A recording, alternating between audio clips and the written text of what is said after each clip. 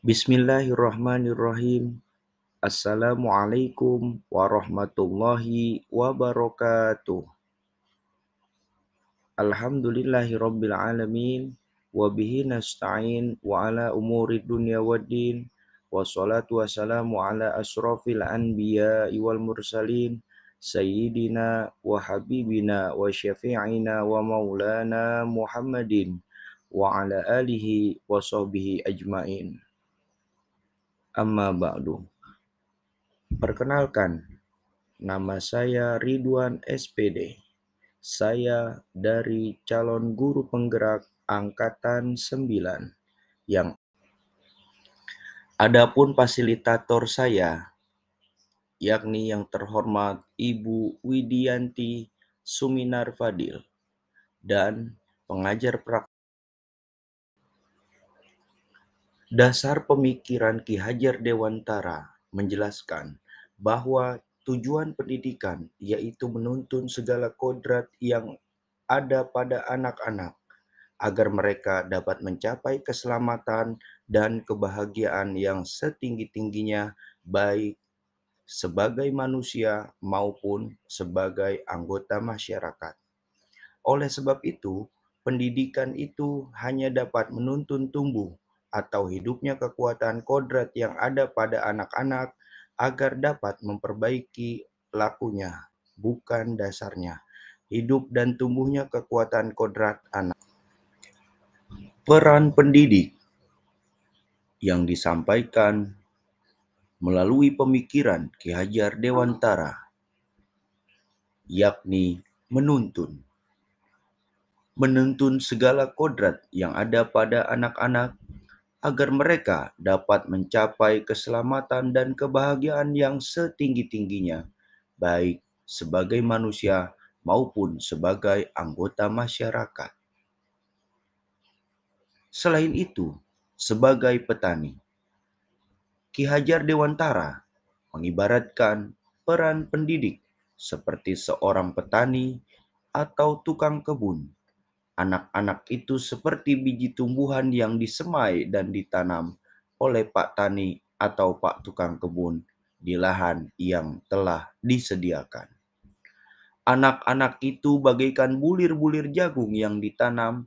Bila biji jagung ditempatkan di tanah yang subur, dengan mendapatkan sinar matahari dan pengairan yang baik, maka meskipun biji jagung adalah bibit jagung yang kurang baik, kurang berkualitas, dapat tumbuh dengan baik karena perhatian dan perawatan dari Pak Tani.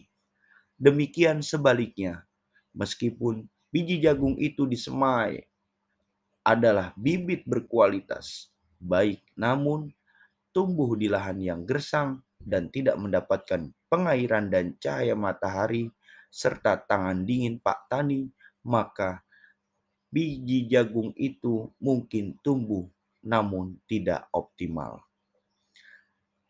Selain itu, budi pekerti. Menurut Ki Hajar Dewantara, budi pekerti atau watak atau karakter merupakan perpaduan antara gerak pikiran, perasaan, dan kehendak atau kemauan sehingga menimbulkan tenaga budi pekerti. Juga dapat diartikan sebagai perpaduan antara cipta, kognitif, karsa, afektif sehingga menciptakan karya psikomotor. Dalam hal ini juga disampaikan oleh Ki Hajar Dewantara tentang trilogi pendidikan. Trilogi pendidikan Ki Hajar Dewantara yakni Ingarsa Sung Tulada, artinya pendidik berada di depan memberi teladan kepada anak didiknya.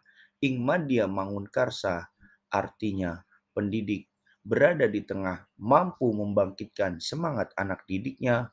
Dan Tuturi Handayani, artinya pendidik berada di belakang mengikuti dan mengarahkan anak didik agar berani berjalan di depan dan sanggup bertanggung jawab. Itulah salah satu peran penting.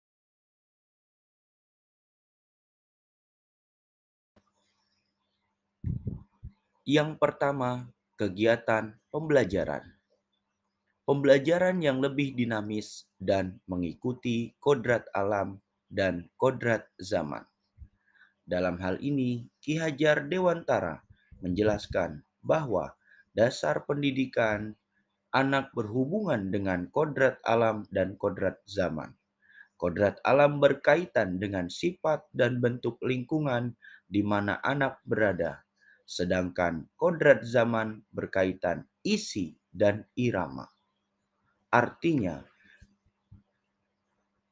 dalam melakukan pembaharuan yang terpadu, hendaknya selalu diingat bahwa segala kepentingan anak-anak didik, baik mengenai hidup diri pribadinya maupun hidup kemasyarakatannya, jangan sampai meninggalkan segala kepentingan yang berhubungan dengan kodrat keadaan, baik pada alam maupun zaman. Sementara itu, segala bentuk, isi, dan wirama yakni mewujudkannya hidup dan penghidupannya, hidup kebangsaan seperti demikian. Hendaknya selalu disesuaikan dengan dasar-dasar dan asas-asas kehidupan kebangsaan yang bernilai dan tidak bertentangan dengan sifat-sifat kemanusiaan. Ki Hajar Dewantara juga mengingatkan kepada pendidik bahwa pendidikan anak sejatinya menuntut anak mencapai kekuatan kodratnya sesuai dengan alam dan zaman.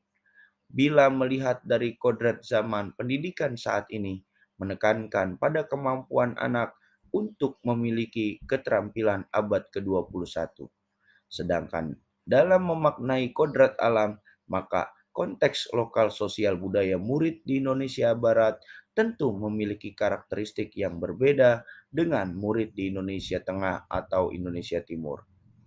Mengenai pendidikan dengan perspektif global, Ki Hajar Dewantara mengingatkan bahwa pengaruh dari luar tetap harus disaring dengan tetap mengutamakan kearifan lokal sosial budaya di Indonesia.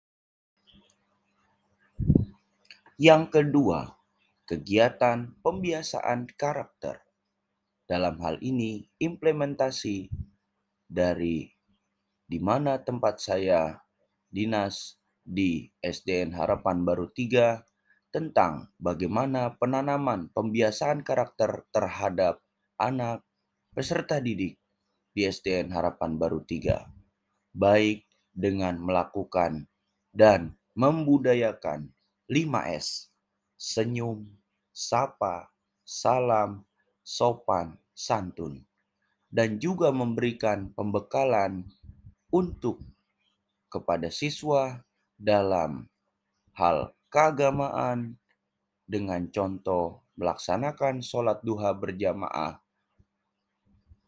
kemudian melaksanakan kegiatan senam bersama untuk memberikan pembekalan agar para peserta didik dapat sehat baik jasmani maupun rohani, serta pembekalan dan juga implementasi yang sudah dijalankan oleh siswa atau peserta didik, kemudian diamalkan melalui kegiatan yang diselenggarakan di sekolah, serta penanaman kepada peserta didik untuk selalu dalam meningkatkan daya tahan tubuh dengan bekerja.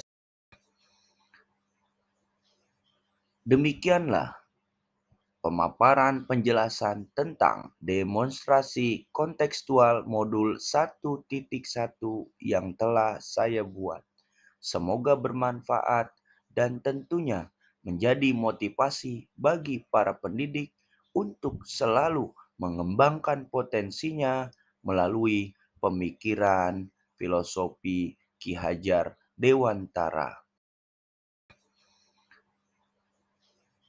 Demikianlah pemaparan penjelasan tentang demonstrasi kontekstual modul 1.1 yang telah saya buat. Semoga bermanfaat dan tentunya menjadi motivasi bagi para pendidik untuk selalu mengembangkan potensinya melalui pemikiran filosofi Ki Hajar Dewantara.